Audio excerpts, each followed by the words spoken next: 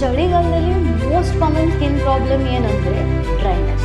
ಆಮೇಲೆ ಕೆಲವು ಪ್ರಾಬ್ಲಮ್ಸ್ಗಳು, suppose like ಕೆಲವಿಗೆ ಸೊರೈಸಿಸ್ ಇರುತ್ತೆ, ಅಟೋಪಿಕ್ ಡರ್ಮಟೈಟಿಸ್, ಎಕ್ಸಿಮಾ, ಅದೂ ಈ ಚಳಿಗಾಲದಲ್ಲಿ ಜಾಸ್ತಿ ಆಗುತ್ತೆ. ಸೊ ಇದು ನಾವು ಹೇಗೆ ಪ್ರಿವೆಂಟ್ ಮಾಡ್ಬೋದು, ಇರೋದು ಕಂಡೀಷನ್ಸ್ನ ಹೇಗೆ ಕಂಟ್ರೋಲಲ್ಲಿ ಇಟ್ಕೋಬೋದು?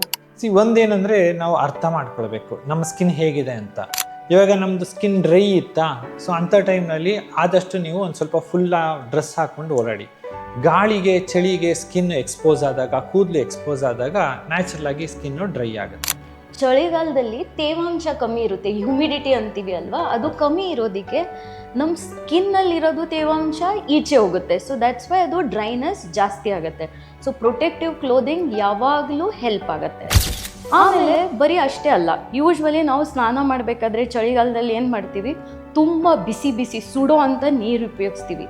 ಆ ನೀರಲ್ಲೂ ಎಷ್ಟು ಬಿಸಿ ಇರುತ್ತೆ ಅಷ್ಟು ಡ್ರೈನೆಸ್ ಜಾಸ್ತಿ ಆಗುತ್ತೆ. ಸಿಂಪಲ್ ಆಗಿ ನಾವು ಹೇಳ್ಬೇಕು ಅಂತಂದರೆ, ಇವಾಗ ಒಂದು ಪಾತ್ರೆಯಲ್ಲಿ ಜಿಡ್ಡಿದ್ರೆ ಏನು ಮಾಡ್ತೀರಾ, ನೀವು ತಣ್ಣಿ ಬದಲು ಬಿಸಿಲಲ್ಲಿ ತೊಳಿತೀರ ತಾನೇ. ಹಾಗೆ ನಮ್ಮ ಸ್ಕಿನ್ನಲ್ಲಿ ಮೊದಲೇ ಜಿಡ್ಡು ಕಮ್ಮಿ ಇದ್ದಾಗ ಬಿಸಿ ನೀರು ಹಾಕೊಂಡು ಸ್ನಾನ ಮಾಡಿದಾಗ ಸ್ಕಿನ್ನು ಅದರಲ್ಲಿರೋಂಥ ನ್ಯಾಚುರಲ್ ಕೊಬ್ಬಿನಂಶ, ಆಯಿಲ್ ಅಂಶ ಎಲ್ಲ ಹೋಗಿ ತುಂಬ ಡ್ರೈ ಆಗುತ್ತೆ. ಆಮೇಲೆ ಇನ್ನೊಂದೇನು ಅನ್ಸುತ್ತೆ ನಮಗೆ, ತುಂಬ ಹೊತ್ತು ಸ್ನಾನ ಮಾಡಿದ್ರೆ ಚೆನ್ನಾಗಿ ಕ್ಲೀನ್ ಆಗ್ತೀವಿ ಅಂತ, ಬಟ್ ಅದರಲ್ಲೂ ಪ್ರಾಬ್ಲಮ್ ಆಗುತ್ತೆ. ತುಂಬ ಹೊತ್ತು ನೀವು ನೀರಲ್ಲಿ ಇದ್ದರೆ ಮತ್ತೆ ನಿಮ್ಮ ಶರೀರದ್ದು ಅಥವಾ ಸ್ಕಿನ್ನಲ್ಲಿ ಇರೋದು ತೇವಾಂಶ ಕಮ್ಮಿ ಆಗಿ ಮತ್ತೆ ಡ್ರೈನೆಸ್ ಆಗುತ್ತೆ.